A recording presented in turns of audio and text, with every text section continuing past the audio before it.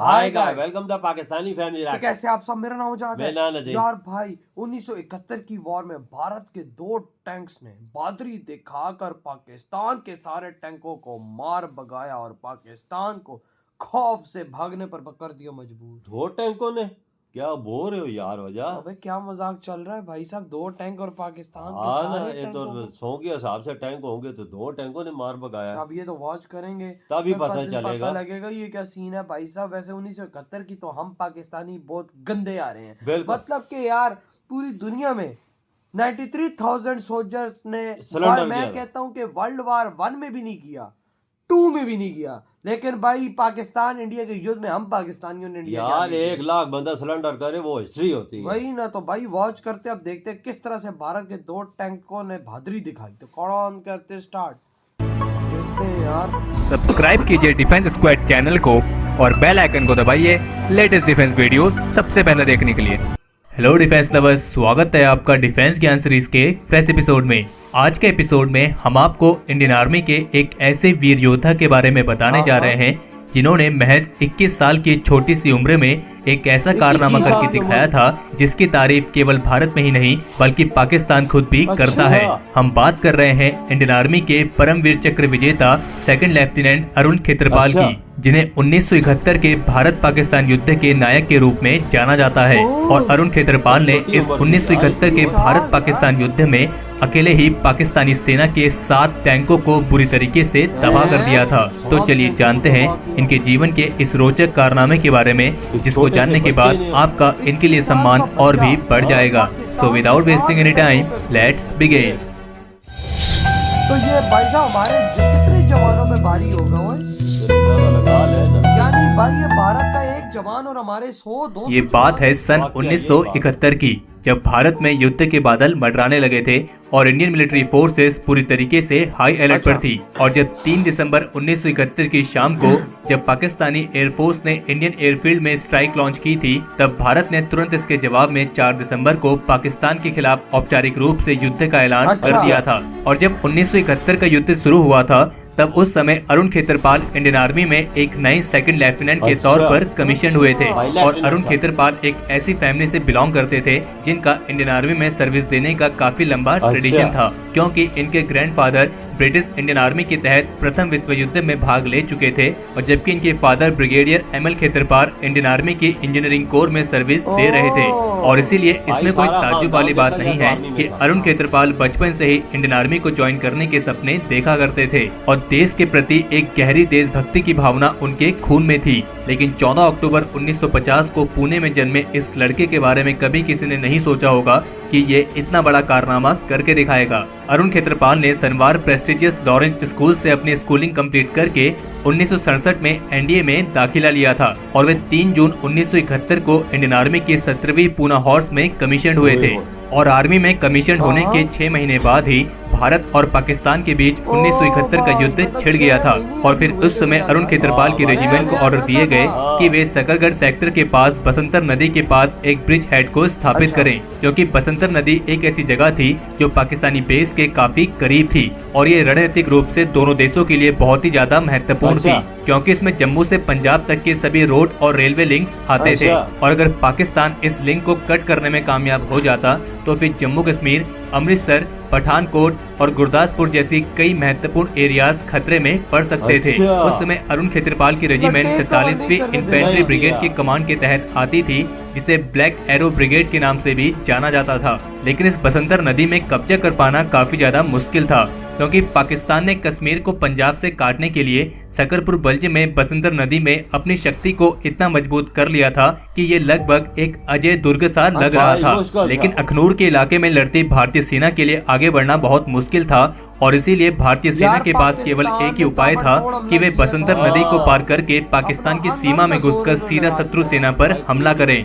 1971 की लड़ाई में बसंतर की जंग में पाकिस्तान के पास 5 बटालियन अच्छा। थी और हिंदुस्तान के पास केवल देख 3। कितना और भी फर्क कई है। कारण थे जिसकी वजह से तो पाकिस्तान का बटालियन पलड़ा का काफी ज्यादा भारी वो लग बड़ा रहा था। फर्क है। हाँ। लेकिन 3 टैंकों के साथ 17 पूना हॉर्स के सेकंड लेफ्टिनेंट अरुण खेतरपाल को सामने से आ रहे 14 पाकिस्तानी पैटर्न टैंक्स की कतार को अच्छा। रोकने की जिम्मेदारी 14 सौंपी गई टैंक को- और महज 21 साल का ये लड़का सामने से आ रही स्क्वाड्रन से भिड़ गया। लेकिन अरुण खेतरपाल के बाकी के 2 टैंक के कमांडर कर्नल मल्होत्रा और लेफ्टिनेंट अलवाहद बहुत बुरी तरीके से जख्मी हो गए थे। अच्छा। और फिर इसके बाद अब इस नेतृत्व की पूरी जिम्मेदारी केवल सारी इस 21 साल के जिम्मेदारी नौजवान इसी बंदे पे आ अरुण गई। खेतरपाल पर आ गई थी।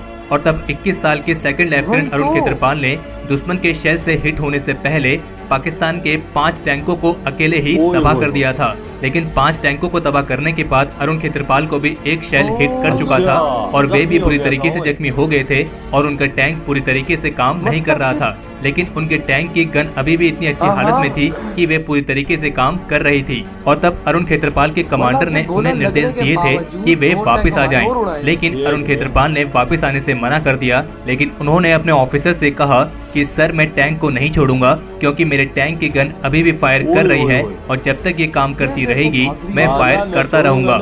और ये कहने के बाद उन्होंने ट्रांसमीटर को स्विच ऑफ कर दिया ताकि उन्हें टैंक को छोड़ने वाले ऑर्डर्स और सुनने को ना मिलें। और फिर इसके बाद शहीद होने से पहले उन्होंने पाकिस्तान के 2 और टैंक्स को पूरी तरीके से ध्वस्त कर दिया था। जब पाकिस्तान ने देखा कि उनके 10 टैंक खत्म हो चुके हैं तो इससे न सिर्फ पाकिस्तानी सेना का आगे बढ़ना रुक गया बल्कि उनका मनोबल तो इतना गिर गया कि वे आगे बढ़ने से पहले दूसरी बटालियन की मांग करने लगे। और अरुण खेतरपाल की इसी वीरता की वजह से इंडियन आर्मी बसंतर बैटल को जीतने में कामयाब रही। और जब तक पाकिस्तानी आर्मी को समझ पाती तब तक इंडियन आर्मी उनकी टेरिटरी में घुस चुकी थी और उनको तबाह कर चुकी थी। और फिर उस समय पाकिस्तानी आर्मी के पास सरेंडर करने के अलावा कोई और दूसरा रास्ता ही नहीं था। और फिर इस युद्ध के बाद 16 दिसंबर 1971 को सेकंड लेफ्टिनेंट अरुण खेतरपाल को मरणोपरांत भारत के सबसे हाईएस्ट गैलेंट्री अवार्ड परमवीर चक्र से सम्मानित किया गया। और इस युद्ध में हमारे करीब 7 ऑफिसर्स, 4 जूनियर कमीशन ऑफिसर्स और 24 सिपाही शहीद हुए थे जिनमें सेकंड लेफ्टिनेंट अरुण खेतरपाल भी शामिल हैं। और आप अरुण खेतरपाल की बहादुरी का अंदाजा इस बात से भी लगा सकते हैं कि खुद पाकिस्तान की डिफेंस वेबसाइट पर अरुण खेतरपाल की बहादुरी की कहानी को जगह दी गई है।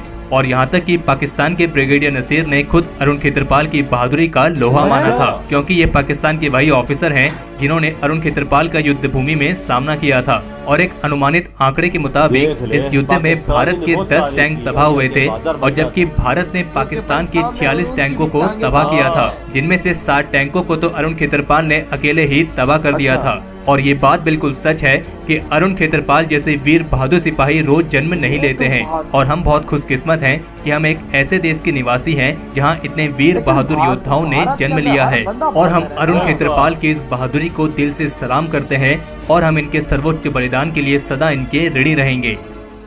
इधर हुई ये वीडियो खत्म। भाई सब अंदाजा लगाओ, एक 21 साल का बच्चा पाकिस्तानियों तुम लोगों के 60 टैंक उड़ा के निकल गया। देख ले ये सोचो भाई पाकिस्तानियों कि ये 21 साल का बच्चा, फिर तुम मारे तो 200 जवान आते तो उनको भी खत्म कर देता जैसा इसका जज्बा था। देख एक टैंक से 7 टैंक उड़ाना, 5 टैंक तो ऐसे उड़ा दिए जब अपने आप को हिट हुआ। टैंक भाई सही वर्क करना बंद हो गया, गन उसकी वर्किंग में थी, उसके बाद भी शहीद होते होते हमारे 2 टैंकों को नर्क ले भेजा। देख ले वजह कितना बहादुर बंदा था वो यार। और भाई इसकी जो तारीफ है वो हमारे ब्रिगेडियरों ने की है क्योंकि भाई साहब उसने सामने उसको देखा था। मजा तो तब आता कि देखो दुश्मन भी उस बच्चे की तारीफ कर रहा है। तो ओए। भाई साहब क्योंकि रोज भारतीयों के का उनकी खून ही टांगें ऐसा काम है। रही होंगी। भाई साहब भारतीयों का खून ही ऐसा है ना। आज देखो दुनिया का सबसे बड़ा सरेंडर हम करके बैठे हुए, उसके फौरन बाद हमने सरेंडर किया था। ये जो बैटल हुआ था यहाँ ये देखो हमारे 14 टैंक, इंडिया के 3 टैंक। कितना फर्क है उन्होंने जमीन। पहले भाई साहब इंडिया के टैंक उड़ाया, हाँ, फिर इस अकेले ने 7 टैंक उड़ा के और रख भाई दिए। इतने गंदे तरीके से उड़ाए कि वो लोग भागने में मजबूर हो के भागो भाई साहब, ये ना हो कि भाई एक और कहीं टैंक आ जाए तो वो हम सबको ना ले डूबे। मैं तो हैरान रह गया ओ हूँ इस भाई बहादुरी की, साहब, जो मैं- इसने बहादुरी की है ना वजात कसम भारत के ये बात मानो कि भारत के खून खून में बहादुरी है। बिल्कुल ये वाकया। बात मान लो क्योंकि जब एक बंदा 1965 की जंग में भी हुआ था ना, एक मुसलमान है इंडिया का, बिल्कुल बिल्कुल उसने बिल्कुल अपनी एक गाड़ी जो तोप वाली गाड़ी होती है उससे पाकिस्तान के 6-7 टैंक उड़ाए थे। बिल्कुल उड़ाए और थे। आज इधर देखो 1971 में भी सेम हुआ कि भाई साहब 21 साल का बच्चा पाकिस्तान के 7-7 टैंकों को भाई साहब उसने ध्वस्त किया। और दुश्मन देश में खौफ अपना फैला दिया कि भाई आगे मत जाना, और आगे जाओगे तो भाई साहब आगे एक टैंक हमारे 7-7 8-8 टैंकों को ले डूबेगा। बिल्कुल। और यार खराब टैंक से उसने 2 टैंक उड़ा दिए, तो जख्मी था खुद हो। हाँ, और देखो ना शहीद हुए फिर, और भारत का सबसे बड़ा बड़ा सम्मान भी दिया उनको मिला पे, ऐसा तो मिलना चाहिए ना भैया। जिसने देखना पाकिस्तानी टैंकों को आगे नहीं आने दिया, जिसने पाकिस्तानी टैंकों को उधर से घूम के भागने पे मजबूर हमारे किया, 14 वो ये एक 21 साल का बच्चा बच्चा था जो हमारे टैंक जो भागे इसी के सर पे भागे कि भागो, ये किधर पीछे से और किधर ना सारे की खड़का दे। वही तो देखो ना, तो भाई ऐसे लोगों को तो सम्मान लाजमी मिलना और चाहिए भैया। ऐसा ऐसे को लोगों तो को हम सलूट करते क्योंकि हैं भाई यार। साहब भारत के खून में ये बात लिख लो कि भादरी है। बिल्कुल। तो भाई आपकी क्या थॉट है, इधर ही वीडियो खत्म करते तो हैं, तो बाय। बाय।